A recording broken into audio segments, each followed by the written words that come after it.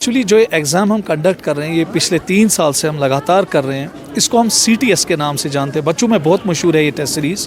तो इस time already हमारे इसमें 3 फेजेज चल रहे हैं, CTS 1, CTS 2 और CTS 3।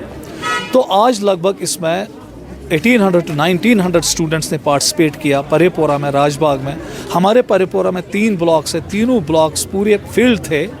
तो बच्चे इसलिए इसमें बढ़ चढ़ के हिस्सा लेते हैं क्योंकि नीट एस्पायरेंट्स है, इनको अपनी प्रिपरेशन के बारे में देखना पड़ता है कि हमारी जो प्रिपरेशन है वो अप टू मार्क है कि नहीं।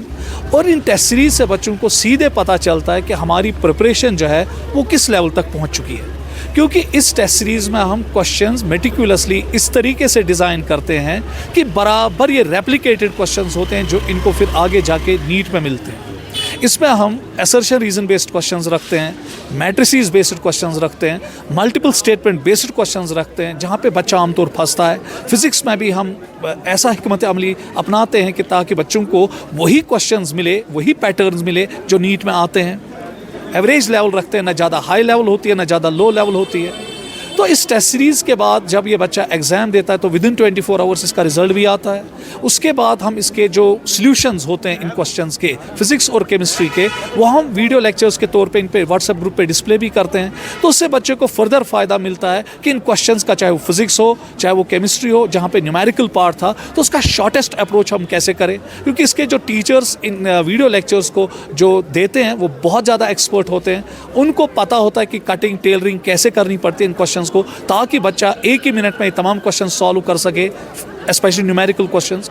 तो गर्ज यही है कि जो ये टेस्ट सीरीज़ हम है ये कंडक्ट की जाती है ताकि बच्चे को वही माहौल दिया जाए जो नीट 2025 में उसको मिलने वाला है, और इससे बच्चे को बहुत ज़्यादा फ़ायदा मिलता है। सबसे बड़ी बात, उसको टाइम मैनेजमेंट पे कंट्रोल आता है, क्योंकि आज के जितने भी कॉम्पिटिटिव एग्जाम्स हैं वो टाइम मैनेजमेंट पे बेस्ड है, कंसेप्ट बेस्ड है। तो इन चीज़ों से, इन टेस्ट सीरीज से, इन रेगुलर एग्जामिनेशन से बच्चे का कंसेप्ट भी बहुत अच्छा बनता है।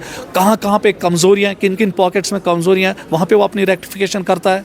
कहाँ कहाँ पे टाइम मैनेजमेंट कैसे सुधारी जाएगी, इससे टाइम मैनेजमेंट बहुत ज़्यादा सुधर जाती है। तो ओवरऑल बच्चों को बहुत ज़्यादा बेनिफिट मिलता है इन टेस्ट सीरीज़। आपको एक चीज़ बोलूँगा कि यहाँ पे जितने भी इंस्टीट्यूशंस टेस्ट सीरीज़ लेते हैं, चाहे वो कॉरपोरेट्स हो चाहे वो लोकल हो, सबसे कम फीस जो हमने टेस्ट सीरीज़ का रखा वो स्काई क्लासेस ने रखा है।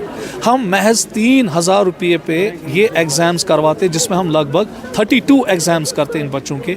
आप खुद देखिए, आपने खुद देखा, क्लास ब क्लास आप गए, इसमें कितना हमें पावर लगता है, ह्यूमन पावर लगता है, कितने टीचर्स इसमें इन्वॉल्व होते हैं, कितना इसमें हमें जो पेपर्स है वो लगते हैं, कितना प्रिंटिंग चार्जेस इसमें लगता है। तो हम चाहते हैं कि हम इसको उस लेवल तक जाए, अगर हमारा इंस्टीट्यूशन इसमें कुछ प्रॉफिट भी ना ले तो नो प्रॉफिट नो लॉस पे हम इसको चलाते हैं। अब उसके बाद कुछ केसेस मेरे पास ऐसे भी आते हैं जो इवन 3000 रुपये भी अफोर्ड नहीं कर सकते। आपने खुद देखा, आप मेरे पास बैठे थे, कम से कम 4-5 बच्चों को मैंने अभी कंसेशन किया कि सर हम 3000 भी अफोर्ड नहीं कर सकते। उसके बाद मैं आपके चैनल की वसादत से ये भी बोलना चाहता हूँ कि अगर कोई बच्चा अब इस 3000 रुपये को भी अफोर्ड नहीं कर सकता है तो हम कोशिश करते हैं कि वो भी इस टेस्ट सीरीज़ में अपीयर हो जाए, उसका दिल जो है वो न टूट जाए कि महज 3000 रुपये के लिए मैं एग्ज़ाम नहीं दे पा रहा हूँ। तो मैं आपकी चैनल के वसादत से कहता हूँ कि हम उनके लिए फ्री करेंगे। अगर वो बच्चा डिज़र्विंग होगा, गरीब फैमिली से बिलोंग कर रहा है या किसी वजूहत से उसके इकोनॉमिकल कंडीशंस बहुत ख़राब है, तो हम उनका भी केयर करेंगे। इसमें कोई परेशानी हम कर रहे हैं, बच्चों को पता है, इसलिए आपने देखा कि कितने बच्चे बढ़ चढ़ के यहाँ हिस्सा ले रहे हैं। बच्चों के जो हमारे अपने हैं, हमारी कौम के असासा है, ये आगे जाके इन्हीं को ये कौम चलाना है।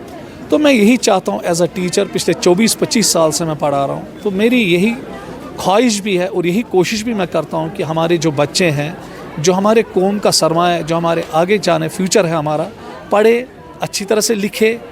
ये कौम की अमानत है, ये माँ बाप की अमानत है, ये सोसाइटी की अमानत है। तो अगर ये अमानत है तो इन लोगों को ये दिमाग में रखना चाहिए कि ठीक है, एक्स्ट्रा करिकुलर एक्टिविटीज़ में पार्टिसिपेट करें, ठीक है, स्पोर्ट्स एक्टिविटीज़ में पार्टिसिपेट करें, ठीक है, क्योंकि हेल्थ भी उससे ठीक रहता है। मगर साथ साथ इन बच्चों को ये भी याद रखना पड़ेगा कि हमारे ऊपर बहुत सारी रिस्पॉन्सिबिलिटीज़ हैं, हमें पढ़ना है, बच्चों को पढ़ना है। आज जहाँ पर भी आप जाएंगे, किसी भी जगह जाएंगे, आज हर किसी जगह बच्चे को एग्ज़ाम में बैठना पड़ता है, कॉम्पिटिटिव एग्ज़ाम्स में आना पड़ता है, थ्रोट कटिंग कंपटीशन है। तो इसलिए बच्चों से यही गुजारिश है कि आप पढ़िए, लिखिए, आगे बढ़िए, अपने कौम को आगे बढ़ाइए, अपने सोसाइटी को आगे बढ़ाइए।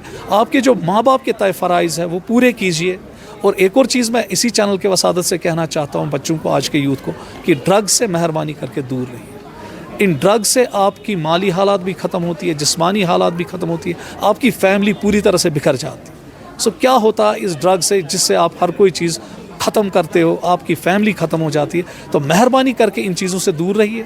दूसरा ये कि आप देखते हो आज छोटे छोटे बच्चे रोड एक्सीडेंट्स में मारे जाते हैं, स्कूटी तेज़ चलाते हैं, गाड़ियाँ तेज़ चलाते हैं।